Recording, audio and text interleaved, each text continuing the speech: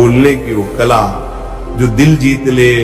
बेटा बोलना तो तोता भी सीख जाता है, मगर दिल जीत कर बोलना ये साधना से आता है। शास्त्र कहते हैं मधुरा वाणी से बड़ा कोई दान नहीं। सोना चांदी देने से लोग तुम्हारा नाम लेंगे, पर मधुर वाणी देने से लोग तुम्हें अपने दिल में जगह देंगे। संत तुकाराम कहते हैं वाणी वह पुष्प है जिसकी खुशबू दूर दूर तक फैलती है। यदि वाणी में सुगंध है तो वह तुम्हारे लिए भगवान के आशीर्वाद की तरह काम करेगी। रामायण में आता है जब श्री राम और माता सीता वनवास के समय शिव से मिलते तो उनकी वाणी इतनी मधुर होती थी कि वन के क्रोधी राक्षस भी उनके दर्शन और वचन से शांत हो जाते थे। संत कबीर साहब कहते हैं ऐसी वाणी बोलिए मन का आपा खोए और उनको शीतल करे आपो शीतल होए। मतलब बेटा ऐसी वाणी बोलो जिससे सुनने वाला भी ठंडक पाए और तुम्हारा अपना मन भी शांति पाए। पर आज क्या होता है, सामने वाला कुछ कह दे तो हम तुरंत पलटवार कर देते हैं। याद रखो कटु वचन से कभी दिल नहीं जीता जाता।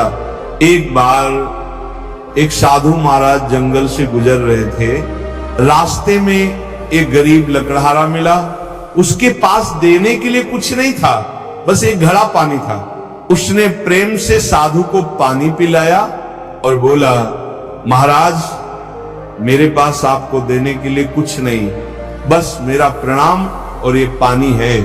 साधु मुस्कुराए, बेटा तुम्हारी यही नम्रता और मधुर वाणी भगवान को सीधे पहुंच जाती है। देखा बेटा धन से नहीं वाणी से भी भेंट दी जा सकती है। सज्जनों सत्य बोलना जरूरी है, पर समय देखकर कभी कभी सही बात गलत समय पर बोल दी जाती है और वही विवाद का कारण बनती है। तुलसीदास जी कहते हैं सत्य कहो तो मारण धावे असत्य सुनत सुख पावे। इसलिए बेटा बोलने से पहले 3 प्रश्न अपने आप से पूछो, क्या ये सत्य है, क्या ये मधुर है, क्या ये सही समय है।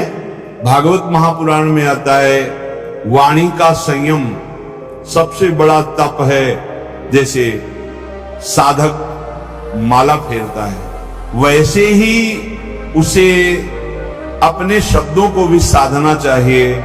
जब से भगवान के नाम का लाभ मिलता है और वाणी से लोगों के दिल जीतने का लाभ। एक राजा ने संत से पूछा महाराज मेरे पास सब कुछ है लेकिन मेरे अपने मुझसे दूर हो रहे हैं। संत ने कहा राजन तुम्हारे शब्दों में मिठास कम और अहंकार ज्यादा है।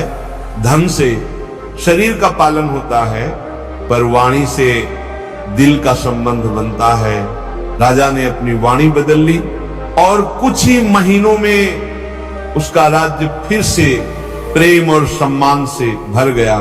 प्यारे भक्तों जहर शरीर को मारता है लेकिन कठोर वचन आत्मा को घायल कर देता है। एक बार बोल दिया तो तीर की तरह वापस नहीं आता। इसलिए बोलते समय सावधान रहो।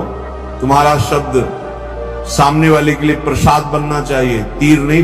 भगवान श्री कृष्ण की वाणी महाभारत में आता है जब श्री कृष्ण बोलते थे तो शत्रु भी उनकी बात सुनते सुनते भूल जाते थे कि वे युद्ध भूमि में हैं। उनकी वाणी में प्रेम करुणा और सच्चाई का ऐसा संगम था कि दुर्योधन तक प्रभावित हो जाता था। भले वह मानता नहीं था। 3 गुण दिल जीतने वाली वाणी के लिए। भजन प्रेमियों अगर तुम चाहते हो कि तुम्हारी वाणी दिल जीत ले तो उसमें 3 गुण रखो। पहला सत्य, बिना सत्य के वाणी कमजोर है। दूसरा मधुरता, बिना मिठास के सत्य भी कड़वा लगता है। तीसरा करुणा, करुणा से भरे शब्द भगवान की वाणी जैसे होते हैं। वाणी को भक्ति का साधन बनाओ सज्जनों। भक्ति केवल माला फेरने से नहीं होती, बल्कि हर शब्द में भगवान का नाम और भाव होना चाहिए। ऐसी वाणी बोलो जिसे सुनकर लोग कहें इनके शब्द सुनकर मन में शांति आ गई। तलवार से जीते राज्य खत्म हो जाते हैं, पर वाणी से जीते दिल जन्मों जन्मों तक अपने हो जाते हैं। इसलिए बेटा पहले सोचो फिर बोलो।